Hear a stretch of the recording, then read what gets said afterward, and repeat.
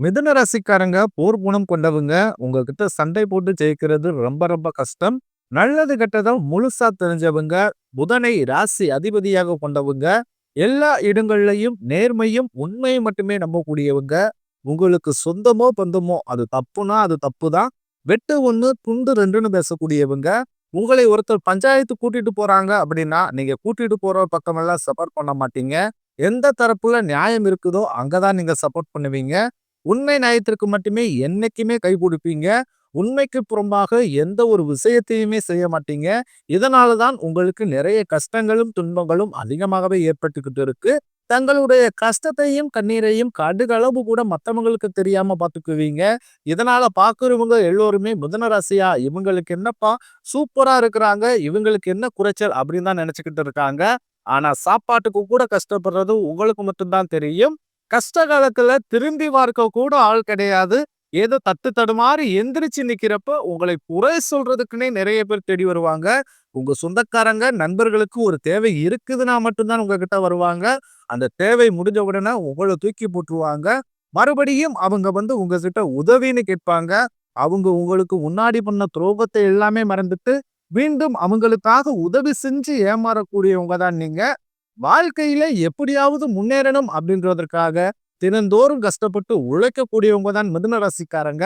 கடந்த காலகட்டங்கள்ல தங்களுடைய வாழ்க்கையில நீங்க நல்லது நடக்க போகுதுன்னு நினைச்சுக்கிட்டு இருந்திருப்பீங்க.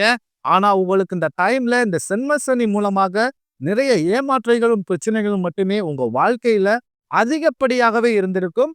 சொந்த பந்தத்தை இழந்தீங்க, சொத்துக்களை இழந்தீங்க, தங்களுக்கு நெருக்கமாக இருக்கக்கூடிய உறவுகளையுமே இழந்தீங்க. கடைசியா நான் மட்டும் தான் எல்லாத்தையுமே இழந்துட்டு நிக்கிறதா இருக்குது. எனக்கு உயிர் வாழவே பிடிக்கலன்னு சொல்லிக்கிட்டு இருக்கீங்க. இதுக்கு மேல என்னால வாழவே முடியல சாமி. தயவு செஞ்சு என்ன உன் கூடயே கூட்டிக்கிட்டு போயிரு. நான் இவ்வளவு கஷ்டப்பட்டதுக்கு அப்புறம் என் வாழ்க்கையில வாழணும்ன்ற எண்ணம் சுத்தமாவே போயிருச்சு. உங்க மனசுல கவலையும், துன்பம் தான் அதிகமாகவே இருக்குது. நீங்க செய்யக்கூடிய ஒவ்வொரு விஷயத்தையுமே தடுப்பதற்கும், உங்களை அவமானப்படுத்துவதற்கு இங்க நிறைய நபர்கள் முயற்சி பண்ணிக்கிட்டு இருக்காங்க. இது எல்லாமே தெரிஞ்சுமே கூட நீங்க என்னமோ பண்ணுங்க, எனக்கு என்ன வந்துச்சு அப்படின்னு தன் வேலையில மட்டும் என்னைக்குமே குறிக்கோளா இருக்கிறவங்க தான் நீங்க. ஏன் எனக்கு மட்டும் ஏன் இவ்வளவு கஷ்டம் வருது? என்னுடைய வாழ்க்கையில நான் யாருக்குமே கெடுதலையோ, கஷ்டத்தையோ, துன்பத்தையோ கொடுத்ததில்ல. எனக்கு மட்டும் ஏன் இந்த மாதிரி எல்லாமே நடக்குது? அப்படின்னு தான் பெரும்பாலான நபர்கள் சொல்லிக்கிட்டு இருக்கீங்க. உங்களுக்கு பிரச்சனைன்றது வரும். அது கொஞ்ச நாள் இருக்கும். அதுக்கப்புறம் அந்த பிரச்சனை போயிரும். இந்த மாதிரி பிரச்சனை வரும், போகும் அப்படின்ற நிலைமையில தான் நிறைய நபர்கள் வாழ்ந்துகிட்டு இருக்கீங்க.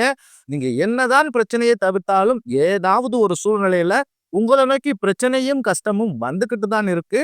ஆனால் இனி வரக்கூடிய நாட்கள்ல உங்களுக்கு இன்பத்தையும், மகிழ்ச்சியையும் மட்டுமே தரக்கூடிய ஒரு காலகட்டமாகவே அமைஞ்சிருக்குது. கடந்த காலகட்டங்கள்ல 2024ம் சரி, 2025ம் சரி, நீங்க நினைத்த மாதிரி ஆண்டுகளாக இருந்திருக்காது. உங்க வாழ்க்கையில நல்லதுமே நடந்திருக்காது. அது வரக்கூடிய இந்த 2026வது ஏதாவது ஒரு மாறுதலை தருமா அப்படின்னு எதிர்பார்த்துக்கிட்டு இருக்கிறீங்க. கண்டிப்பாக உங்களுக்கு நல்ல ஒரு முன்னேற்றத்தை தரக்கூடிய ஒரு ஆண்டாகவே இந்த 2026 அப்படின்றது நல்ல ஒரு ராஜயோகத்தை தரக்கூடிய ஆண்டாகவே கருதப்படுகிறது. அந்த அளவுக்கு உங்களுக்கு பண செலவு அப்படின்றது ரொம்ப ரொம்ப குறைவாக போகுது. ஏன்னா இந்த கடந்த 2025 அப்படின்றத பொறுத்தவரைக்கும் பார்த்தீங்கன்னா, குறிப்பாக இந்த மிதுன ராசிக்காரர்களுக்கு இந்த உடல் சார்ந்த ரீதியாக நிறைய கஷ்டங்களும், துன்பங்களும் தான் அதிகமாகவே பட்டிருப்பீங்க. இதுல குறிப்பாக மருத்துவ செலவு தான் நீங்க சம்பாதிக்கிறதுல ஒரு 3/4வாசி காசு அதுக்குன்னே செலவு பண்ற மாதிரியே பெரும்பாலும் இருந்திருப்பீங்க. ஆனா இனி வரக்கூடிய 2026ல அது முற்றிலும் தலைகீழாகவே மாறப்போகுது. ஏன்னா உங்களுக்கு இந்த ஜனவரி முதல் மாதத்திலே பார்த்தீங்கன்னா, உங்களுக்கு சனியுடைய வக்ர நிவர்த்தியும், குருவுடைய வக்ர பெயர்ச்சி, சூரிய பெயர்ச்சி, சுக்கிர பெயர்ச்சி, அடுத்ததாக பார்த்தீங்கன்னா ராகு பெயர்ச்சி. இத்தனை வருட கிரகங்களுடைய பயிற்சி இந்த 2026ல உடைய பலன்கள் உங்களுக்கு முழுமையா கிடைக்கிறதுனா கடந்த காலகட்டங்கள்ல ஏற்பட்டதை விட நல்ல ஒரு கூடுதல் முன்னேற்றம் அப்படின்றது இந்த 2026ல உங்களுக்கு ஏற்பட போகுது. முதலாவதாக பார்த்தீங்கன்னா, உங்களுக்கு சனியுடைய வக்ர நிவர்த்தி.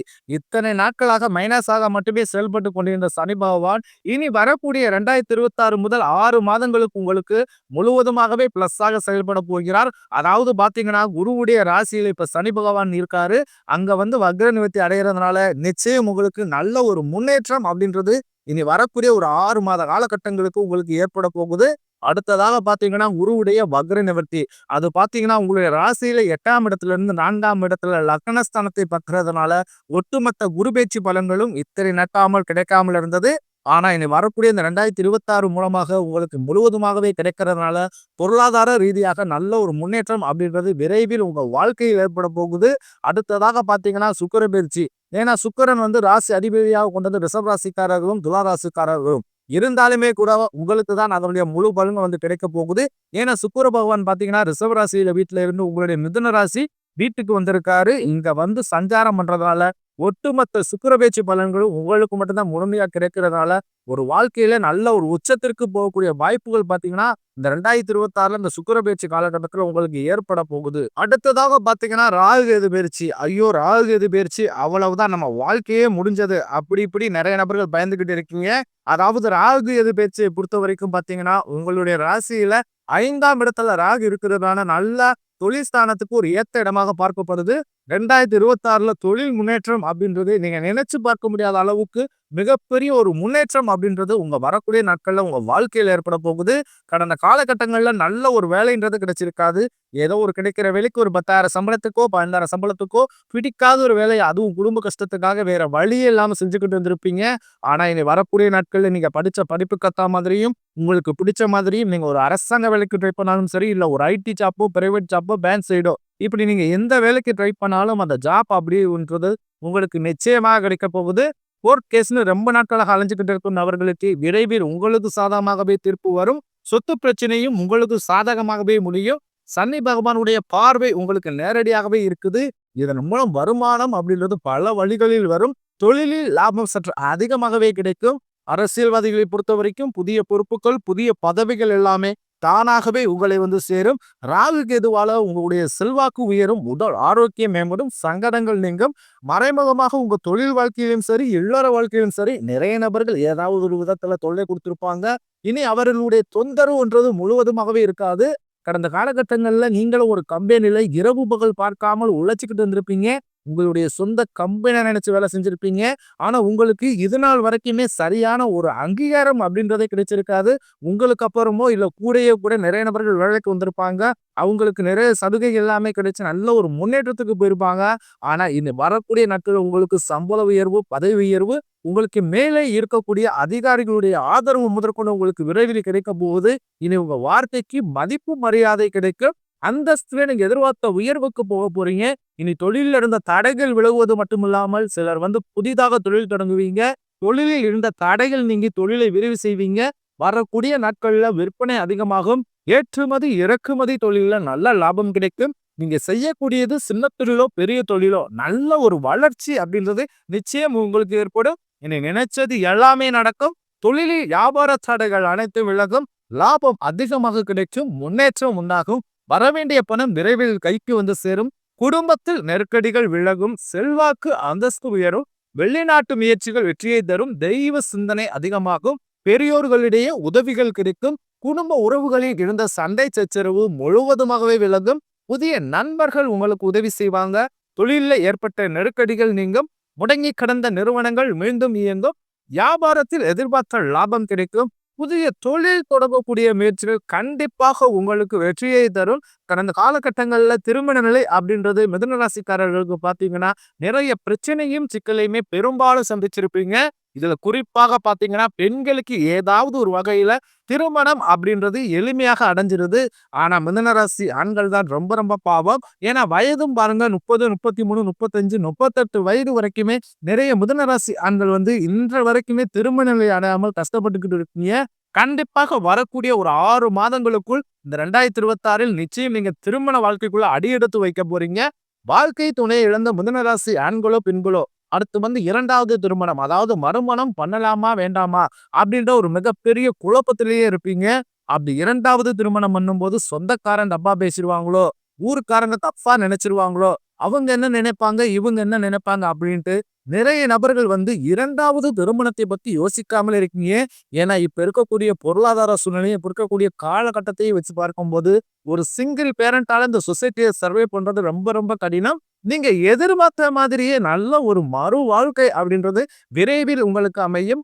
குழந்தை பக்கத்திற்காக இயங்கும் மிதுன ராசி நேயர்கள் பார்த்தீங்கன்னா, எங்களுக்கு மேரேஜ் ஆகி 3 வருஷம் ஆகுது சாமி, 5 வருஷம் ஆகுது, 8 வருஷம் ஆகுது. நாங்களும் போகாத ஹாஸ்பிட்டல் இல்ல, பார்க்காத ட்ரீட்மெண்ட் இல்ல. வாரத்துல 3 நாள் கோவிலுக்கு போய் சிறப்பு வழிபாடு செஞ்சு வந்துகிட்டு இருக்கோம். ஆனாலுமே எங்களுக்கு இன்று வரைக்குமே குழந்தை பாக்கியம் இல்லை சாமி அப்படின்னு நிறைய நபர்கள் சொல்றீங்க.